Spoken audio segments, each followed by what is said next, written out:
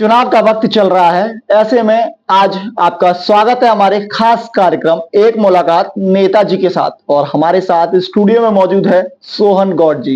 इनसे बातचीत करेंगे और अब आपको बताएंगे कि जिस तरीके से चुनावी हवा लगातार तेज चल रही है, ऐसे में गुरुग्राम की हॉट सीट पर अब सोनू गौड़ लगातार लोगों से मिल रहे हैं, अपनी बातों का चर्चा भी लगातार लोगों से करते हुए नजर आ रहे हैं। उनसे बातचीत करेंगे और पूछेंगे वो सवाल जो आपके हिस्से के सवाल हों। सोनू जी, बहुत बहुत स्वागत हमसे बातचीत करने के लिए। नमस्कार जी अमन जी, मैं आपको और आपके सभी दर्शकों को जी और गुड़गांव की देवतुल्य जी जनता को दिल की गहराई से प्रणाम करता हूं और माता शीतला को सभी चरणों में प्रणाम करके आशीर्वाद लेता हूं। सोनू जी, कैसा चल रहा है इस बार का चुनाव का माहौल आपके नजरिए से, अगर आप चुनाव लड़ रहे हैं? चुनाव का माहौल एक समर होता है जी और उस समर में जब उतर जाते हैं तो फिर माहौल की चिंता न करके अपना विचार जनता को अपने विचार जनता के बीच लेके जाना, यही चुनाव का माहौल होता है। दूसरा क्या है कि मैं तो बीजेपी का पदाधिकारी था, पर पता नहीं क्यों एक प्लेटफॉर्म चाहिए था। उस पद से इस्तीफा देके जनता के बीच में आया हूं ताकि अपनी बात, अपनी आवाज उठा सकूं किसी पार्टी के झंडे के नीचे रह के। कई बार व्यक्ति अपने मन की बात जो करने की इच्छा होता है या कुछ इस प्रकार का जो गलत हो रहा होता है वो कह नहीं पाता। यदि मैं बात करूं, मैंने इससे पिछली सरकार देखी है जी सुधीर सिंगला जी की। सुधीर सिंगला जी पार्टी ने पता नहीं किस ऋण के आधार पर टिकट दे दी, और ये मैं नहीं कहता, ये पूरी गुड़गांव की देवतुल्य जनता बोलती है। उस ऋण को उतारने के लिए टिकट दे दी, पर हुआ क्या कि 5 साल वो अपने घर से ही नहीं निकला। जी तो इस प्रकार के विधायक को लेके किस लिए आना? क्योंकि गुड़गांव वो सिटी है जिसको मिनी वर्ल्ड बोलते हैं। ये सिटी हमारे हरियाणा, हमारे भारत देश को पूरे विश्व में रिप्रेजेंट करती है। और यदि यदि इसका इतना बुरा हाल होगा, आज आप पूरे गुड़गांव में कहीं भी चले जाओ, आपको हर सड़क पे गड्ढे मिलेंगे, जाम की स्थिति बहुत भारी मिलेगी, पर्यावरण के नाम पर जीरो है। तो इस प्रकार के नेता, मेरा मानना है कि इस प्रकार के नेता या इस प्रकार के विधायक को ना बना के भैया किसी निर्दलीय, किसी अच्छे व्यक्ति को अपना विधायक चुन लो ताकि वो गुड़गांव की जनता के लिए काम कर सके। गौड़ साहब, बड़े मुख्य मुद्दों की आपने जिक्र किया। आपको इसमें से सबसे मुख्य मुद्दा कौन सा लग रहा है? आपने स्वास्थ्य का भी जिक्र किया, आपने पर्यावरण का भी जिक्र किया। तो ऐसे में क्या सोनू गौड़ को लगा कि अब ऐसा लगता है कि ये नेता जो हैं ये सिर्फ कतार में रहें और आपको आगे आना चाहिए? क्या लगा है साहब? मैं जी पार्टी में रह के मैंने एक चीज बड़ी महसूस करी है कि नेता चुनने के बाद जनता के साथ अपने अच्छे संबंध नहीं बना पाता। कहीं ना कहीं बीच में उसके कुछ व्यक्ति, क्योंकि शब्द तो मैं कुछ और बोलना चाह रहा था जी पर मैं उन शब्दों का चयन नहीं करूंगा। कुछ व्यक्ति बीच में इस प्रकार के आ जाते हैं जी कि जो नेता और उस जनता के बीच के कनेक्शन को डिस्कनेक्ट कर देते हैं, और फिर कहीं ना कहीं लूट बाजारी होती है। हर छोटे से छोटा, हर बड़े से बड़ा अफसर बिना पैसे लिए काम नहीं करता। मैं ये आपके कैमरे पे बोल रहा हूं। और यदि कोई ये व्यक्ति कह दे कि भाई कोई भी इस प्रकार का डिपार्टमेंट है तो भैया वो हमें सामने ले आना। चुनाव लड़ने का उद्देश्य भी है कि अपनी बात को मुखर होकर बोल सकें, इसलिए निर्दलीय प्रत्याशी होने का। अच्छा सोनू जी, इसमें एक चीज जरूर पूछूंगा आपसे। आपने जिक्र किया इन मुद्दों का तो लगातार आप कर रहे हैं, मैं एक बार अपनी बात पूरी कर लेता हूं।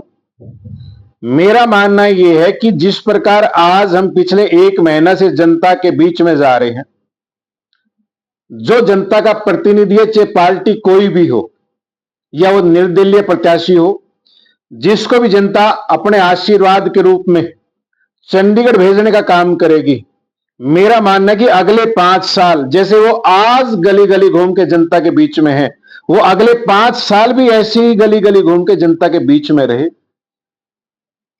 वो जो बीच का बाधा है उसको दूर करके, क्योंकि जब जनता का डायरेक्ट संबंध अपने प्रतिनिधि से होता है तो बहुत सारी समस्याओं का समाधान वहीं हो जाता है। तो ये बात जनता मान ले कि सोनू गौड को अगर मौका मिले, आगे सोनू गौड को किया जाए, तो आप जनता के बीच में रहेंगे, गली गली घूमेंगे? मैं उस परमात्मा को हाजिर नाजिर मान के एक बात बोलता हूं, यदि गुड़गांव की देवतुल्य जनता ने मुझे जी ये मौका दिया तो मैं हमेशा जनता के बीच में रहूंगा। और उनके बिना, क्योंकि हम इसी शहर में पले बड़े हैं, इसी शहर में व्यापार कर रहे हैं जी, हमें शहर की छोटी से छोटी और बड़ी से बड़ी समस्या का हमें पता है। उनके बिना कहे अगले महीने से हर समस्या का निदान होना शुरू हो जाएगा। अगले 3 साल में दोबारा फिर जनता के बीच में आऊंगे कि कोई समस्या हो तो अब बताओ, आपकी जितनी भी समस्या है वो हमने समाधान कर दिया है। अच्छा गौड़ साहब, एक चीज तो जरूर सोची होगी ना आपने मन में भी कि अब ये काम जो है, कुछ रूट मैप जो जनता को लेना चाहेंगे, नाम तो आपने बड़े बड़े ले दिए हैं, लेकिन उसमें कुछ तो ये सोचा होगा ना कि ये चीज अगर ऐसे करूंगा, स्वास्थ्य के मुद्दे पर मैं ये काम कराऊंगा, पर्यावरण के मुद्दे पर मैं इस तरीके से काम करूंगा, कोई रूट मैप जो जनता को आप दिखाना चाहिए, कोई ब्लूप्रिंट जो जनता जनार्दन जो आपने जिक्र किया अपने नामों पर, उसको दिखाना चाहें आप? देखो, विधायक जो है जनता का प्रतिनिधि होता है, वो उस एरिया की समस्याओं को विधानसभा में रखने का, अपने मुख्यमंत्री के सामने रखने का काम करता है। दूसरा, चाहे मुख्यमंत्री विपक्ष की पार्टी का हो चाहे अपनी पार्टी का हो, ये बहुत निर्भर करता है कि उसके साथ संबंध, उसका मधुर मिलाप कितना है। स्वास्थ्य की यदि मैं बात करूं तो मेरा मानना यह है कि सरकार को गुड़गांव जैसे बड़े शहर में कम से कम 4 बड़े अस्पताल देने चाहिए, जो कम से कम 1000 से 1500 बेडों का होना चाहिए। दूसरा, उसके अलावा सरकार बहुत सी सब्सिडियां देती हैं जो किसी भी काम की नहीं है, किसी भी काम की नहीं है, कि हमने ये बांट दिया, हमने ये बांट दिया, हमने ये बांट दिया। स्वास्थ्य ठीक होगा तो वो और ज्यादा काम करेगा। उस पेंशन का करेगा क्या जब उसका स्वास्थ्य ही ठीक नहीं है? गुड़गांव में तो आज यदि मैं बात करूं, देखो, स्वास्थ्य खराब होता सबसे ज्यादा पर्यावरण, अपनी दूषित हवा से। आज पर्यावरण के नाम पर जीरो है, पूरा का पूरा शहर कंक्रीट का जंगल बन चुका है, पेड़ नाम की कोई चीज नहीं है। हम गांव से बिलोंग करते हैं, हमारे बड़े बुजुर्ग ने देखा कि जहां भी चौक होता था वहां पीपल का या बड़ का पेड़ लगा दिया जाता था, तो 24 घंटे ऑक्सीजन देने का काम करता था। पर आज पूरे के पूरे गुड़गांव में कम 35 किलोमीटर के बीच में कोई पेड़ नाम की जगह ही नहीं बची भाई। एक हमारी ये पहाड़ी है, अरावली की पहाड़ी, उस पर भी वो पहाड़ी किक्कर बोई दी, वो किसी काम की नहीं है।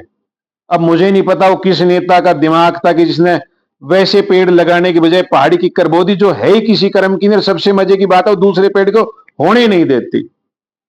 भाई, मैं गुड़गांव की जनता के, कि पूरे हरियाणा की जनता से निवेदन करता हूं कि जात पात से ऊपर उठ के, ये 10 दिन 1 महीना होता है आप लोगों के पास, आप इस समय में तो जात पात और अपने उसके पक्ष के नेता, चाहे वो कैसा भी हो, उसके चक्कर में आ जाते हो, और अगले फिर 5 साल से सरकार कोई भी उसको रोते हो आप।